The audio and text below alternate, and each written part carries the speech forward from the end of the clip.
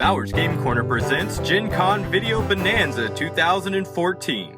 Made possible by Billionaire Banshee, Guys, Games, and Beer, Dashing Inventor Games, creators of the Simple System role-playing game system, and Zonko, makers of Mobs, the t-shirts that turned life into an RPG.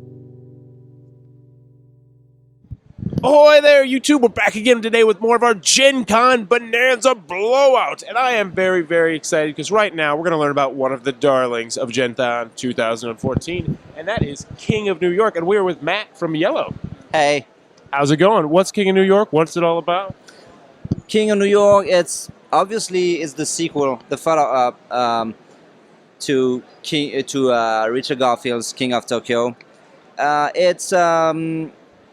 It has the same core rules, but with a lot of differences. We think it's really a different game, a game maybe a little bit more complex. It's for people who want to take King of Tokyo to the next level, or for more seasoned gamers.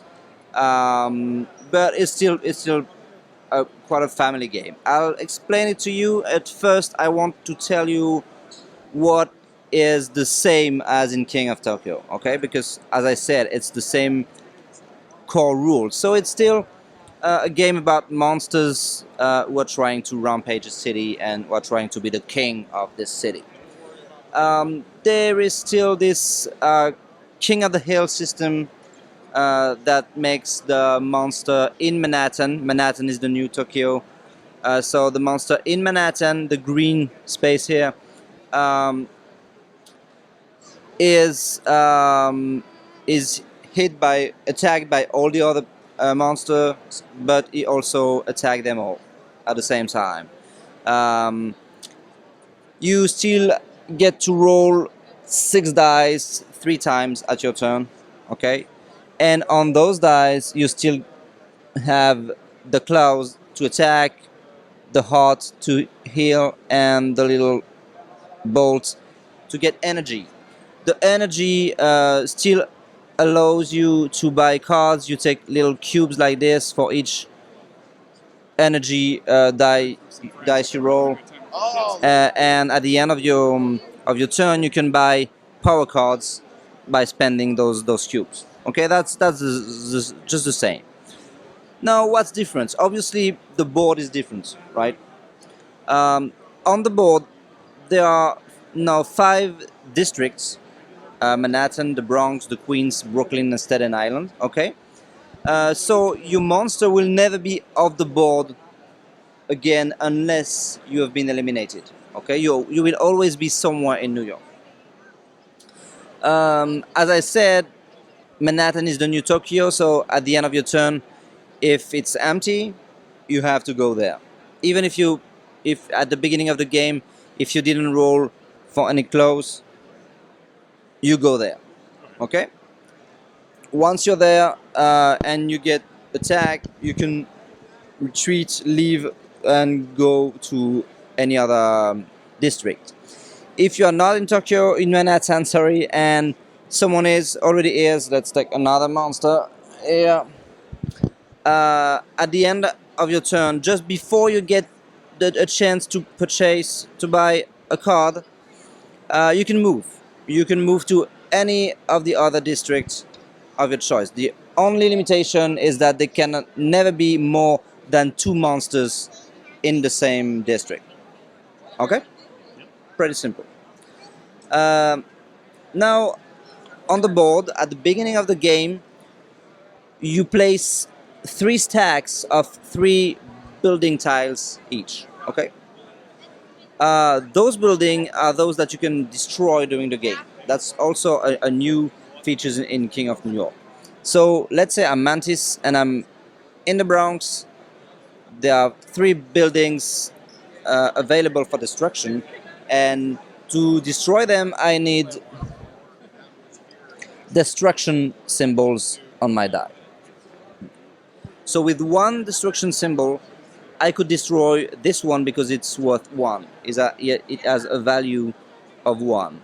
If I rolled, let's say, 2 destruction symbol, I'm gonna cheat a little here. I can choose whether I want to destroy this one or to this one to destroy those both. Okay, I can distribute my destruction points wherever I want. But it's mandatory to destroy buildings if you can, if you roll for destruction. Okay? If you roll destruction symbols. No, if you destroy this, does it instantly remove and then you can Yes. destroy the thing below it as well? Yes. Okay, You can destroy it and then wait to see what's under before you decide what to do Right. with the other destruction symbols. What happens when you destroy a building? First, you get the reward that is shown on the tiles. The high rises, they give victory points. The hospitals, they give health, and the power plants, they give energy. They all come in 3 sizes, 1, 2, or 3s, and they give 1, 2, or 3 of the element they're giving. Okay. Then when the building you just destroy, you flip it here. Okay. And so each time you destroy a building, the military is going to increase its presence in the district. Okay. To try to protect New York. So the military is always a little bit harder to destroy than the building you just destroyed. So it was a 2. Now it's a military with a 3 value. Okay, a jet. You can destroy them exactly the same way as buildings, and they also give rewards. When you destroy a building, you just remove it from the board. Okay. Now the military, they won't sit back and look at you rampaging the city quietly. Let's set a little example here. I need this monster, and let's say, okay. Now let's say I am Kong here in the Bronx. I'm with Mantis, and I rolled my dice 3 times, and I ended up with 1 of what we call the ouch symbol. Okay, ouch. I rolled only 1, so the 2 units in my district are going to attack me, and only me. No matter what type of military units they are, they deal 1 damage each. Okay, so I would take 2 damages. Now, if I rolled 2, they would still attack me, but it would also attack Mantis, which is in the same district as me. Okay? And now let's say I'm Draconis here in Brooklyn. I'm pretty safe in Brooklyn, there's no military units, so I don't care about ouches. But if I roll 3 of them or more, I would activate all the units on the board that would attack all the monsters in the districts where they are in. So those 2 guys would take 2 damage each from those 2 units, and Captain Fish here in Manhattan would take 1 from the jet here.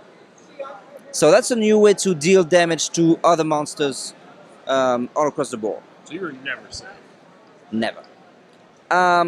Of course, you can combine those symbols with claws, with attacks.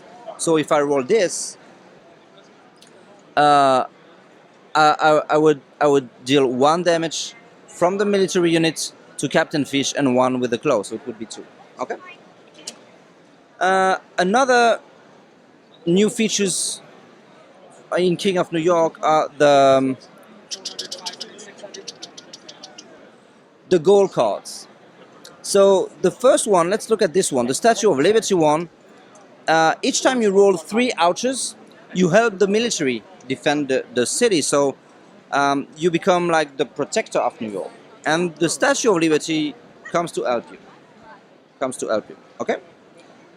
So whenever you roll 3 ouches, you take the card in front of you, and you immediately score 3 victory points. But whenever another player rolls 3 ouches, it will take the card from you and take the 3 victory points from you too. Okay, so it's just temporary, but it can be decisive at the end of the game. 3 victory points is quite okay. Now the superstar goal. it chooses what we call the celebrity faces of the die, the stars. It's when your monster tries to seek the attention of the camera and the fame of the media, in the media. So whenever you roll 3 stars, you get to take the card in front of you, and you score 1 victory point. But as long as you have the card in front of you, each star is worth an extra victory point. So if you roll 4 and you get to take the card and 1 point with 3-1, and another victory point from this one.